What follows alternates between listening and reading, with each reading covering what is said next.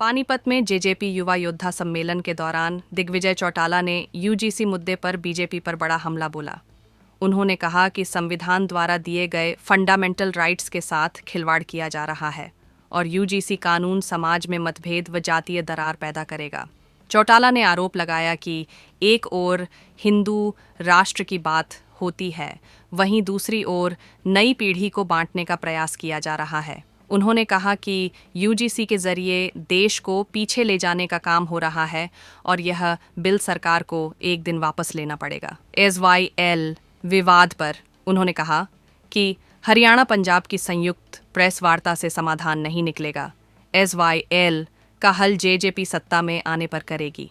अभय चौटाला के बयान पर उन्होंने कहा कि सिर्फ बोलने से कुछ नहीं होता, मैदान में काम करके दिखाना पड़ता है। शिक्षा मंत्री बोलते हैं कि भाई छाछ तो बोले छल नहीं बोल रहा है, तो क्या कहना चाहोगे सर इस पे? बार बार कई बार शिक्षा मंत्री जी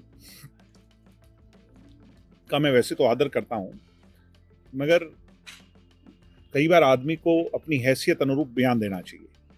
उन्होंने जो बयान दिया, अगर वो कहते हैं ना कि जिसके खुद का घर शीशे का हो तो दूसरों पर पत्थर नहीं फेंकना चाहिए।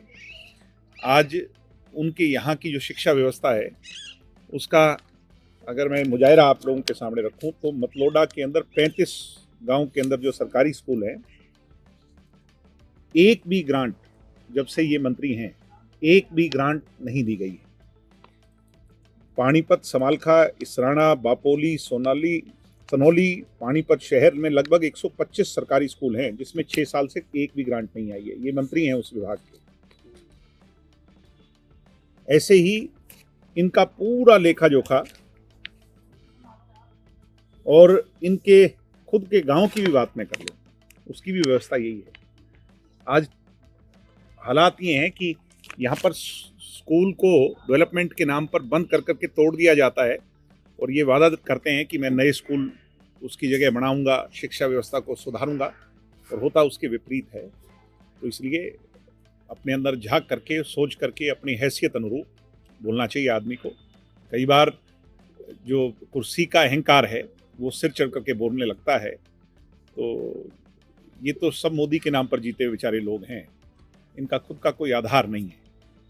तो इसलिए मैं तो कहूँगा कि आप अपने दिग्विजय पर या जेजेपी पर या विरोधी नेताओं पर बोलने से अच्छा है, छाछ और छालनी का अंतर देखने से अच्छा है कि पानीपत की जनता को, आप मंत्री हैं जिले के, आप इस इलाके की बेटरमेंट कर करके दिखाइए कि मैंने ये फ़र्क डाला है इलाके में, तब हम भी अप्रिशिएट करेंगे, आप भी अप्रिशिएट करेंगे। इसलिए मेरा तो, वो मेरे से बड़े हैं मगर फिर भी मैं उन्हें एक जिम्मेवार नागरिक होने के नाते ये मेरा दायित्व है कि मैं उन्हें उनका आईना दिखाऊं। छात्र राजनीति की बात हो रही है, छात्र संघ चुनाव अब हम पूरे प्रदेश का 6 तारीख से मैं दौरा करना, जो हरियाणा की 23 यूनिवर्सिटीज़ हैं, प्रोमिनेंट यूनिवर्सिटीज़, उनका मैं 6 फरवरी से दौरा करना युवा योद्धा कार्यक्रम के साथ शुरू कर रहा हूँ। और सभी यूनिवर्सिटीज़ में जा करके जो समान विचारधारा के लोग हैं उन्हें लामबंद करेंगे। एक दिन में आंदोलन खड़े नहीं होते। जब मैंने आंदोलन किया था, भूख हड़ताल की थी और यूनिवर्सिटियों में हमने इस बात पर सरकार को मजबूर कर दिया था कि सरकार को नोटिफिकेशन लानी पड़ी थी, मगर उसके बाद कोरोना काल आया, किसान आंदोलन आया, ऑनलाइन क्लासेस चलती रही। सरकार ने जो वादा 2018 में हम लोगों से गुरु जम्बेश्वर यूनिवर्सिटी हिसार में किया था, उसे नायब सिंह सैनी जी को लागू करना ही होगा। सरकार का खुद का वादा है। तो नायब सिंह सैनी जी से मुझे उम्मीद है कि इस साल छात्र संघ चुनाव या तो प्रत्यक्ष तौर पर बहाल कर दें, अन्यथा फिर हमें इन सब लोगों को लामबंद कर करके सड़कों पर फिर से संघर्ष करना पड़ेगा। हरियाणा और पंजाब की सीएम ने संयुक्त प्रेस वार्ता की थी, क्या लगता है अभी SYL का मुद्दा हल होगा? क्या आपको लगता है?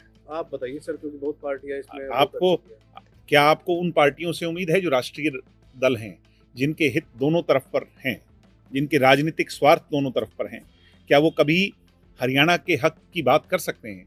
क्या कांग्रेस पार्टी का नेतृत्व, केंद्रीय नेतृत्व इस बात पर कर सकता है? क्या बीजेपी का केंद्र नेतृत्व कर सकता है?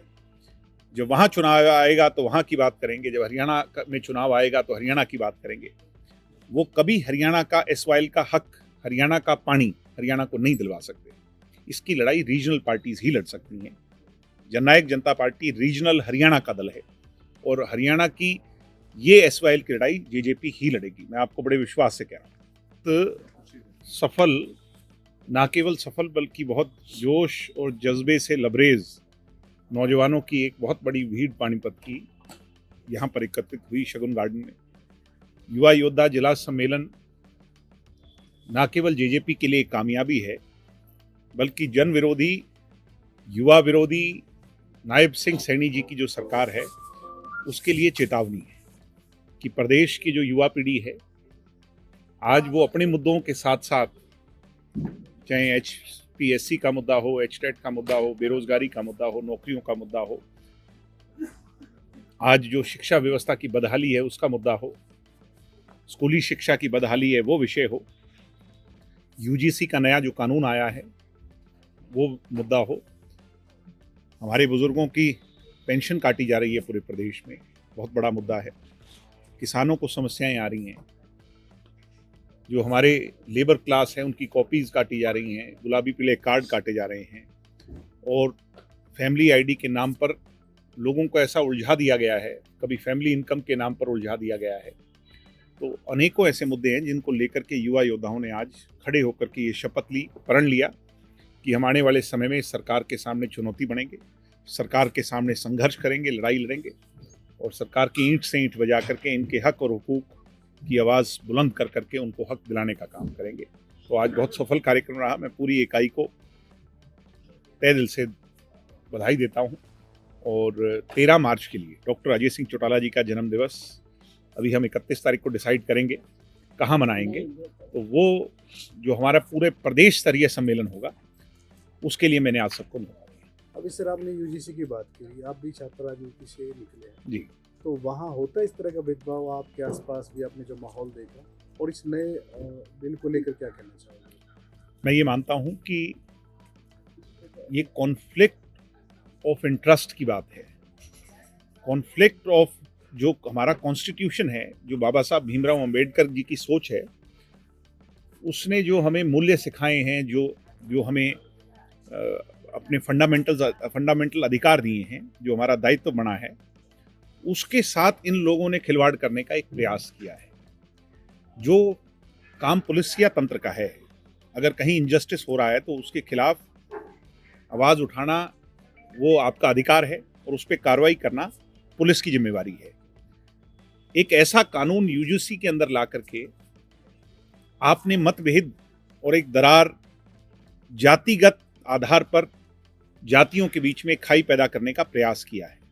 जो एक तरफ बात करते हैं हिंदू एक, राष्ट्र एक, और कभी कहते हैं वो पाकिस्तान और अफगानिस्तान और नेपाल सबको जोड़ लेंगे तो कौन सा राष्ट्र बन जाएगा, जिसकी ये चर्चा करते हैं हिंदू राष्ट्र बन जाएगा और संपूर्ण वो हो जाएगा। एक तरफ तो आप जोड़ने की बात करते हो, वहीं आप उसी हिंदू समाज के अंदर या समाज के अंदर दरार पैदा कर करके उसकी नई पीढ़ी को बांटने का प्रयास कर रहे हो। तो मैं इसको प्रोग्रेसिव नहीं मानता, मैं इसको पीछे खींचने का कदम मानता हूँ। आज ये कॉलेजेस में, यूनिवर्सिटियों में लागू हुआ है, कल को ये स्कूली शिक्षा में लागू करेंगे। तो यानी एक तरफ देश को आगे बढ़ने की बजाय आप देश को पीछे खींच रहे हो। इस पर समाज को भी सोचना होगा, देश को भी सोचना होगा और सरकार को ये रोल बैक करना ही पड़ेगा, आज नहीं तो अन्यथा कल करना पड़े। इस तरह के कानून जोड़ नहीं सकते। चौधरी देवीलाल की जो नीति थी, सबको एक माला में मोतियों को पिरोना, ये उन मोतियों को तोड़ने के बराबर। आज जिला परिषद का चुनाव था और ना तो पार्षद पहुंचे ना अधिकारीगण पहुंचे, क्या मानते हैं सरकार की मिली भगत से कैंसिल करवाया गया? कैसे? मैं जानता ही नहीं जी, यहाँ का मेरी नॉलेज में नहीं है जिला परिषद का मामला।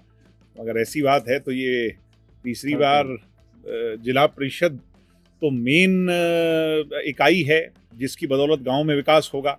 जब उसका ही चुनाव संपन्न नहीं हो पा रहा तो ये आपके और हमारे जो जिला पानीपत के लोगों के लिए बहुत चिंता का विषय है। और सर आखिरी सवाल है, यूजीसी पे अभी तक किसी का बयान नहीं आया, सिर्फ आपकी पार्टी का आया, क्यों बच रही है पार्टी आप बयान देने पर? मैं क्या बता सकता हूँ कि वो बेहतर बता सकते हैं, मगर मेरा साफ फिर से कहना है कि दो रास्ते हैं देश में। देश की युवा पीढ़ी को ये तय करना है। मैं कुछ नेताओं का बयान सुन रहा था जो इसकी वकालत कर रहे हैं। बांटना बहुत आसान है, मतभेद पैदा करना बहुत आसान है, खाई दरार पैदा करना बहुत आसान है, जोड़ना बहुत मुश्किल है। अगर हम आरक्षण की बात करते हैं और चीज़ों की बात करते हैं तो हम तो शुरू से इस बात की वकालत चौधरी देवीलाल जी ने अपनी राजनीति की भी उसकी भी परवाह नहीं की, बल्कि वो सदैव इस बात के पक्षधर थे गरीब तो स्वर्ण जाति में भी हो सकता है, आरक्षण हो या इस तरह की बातें हो, गरीब को हक मिलना चाहिए, वो किसी भी जाति का हो। आज भी हम इस बात के जो है ना वो है सपोर्टर्स हैं।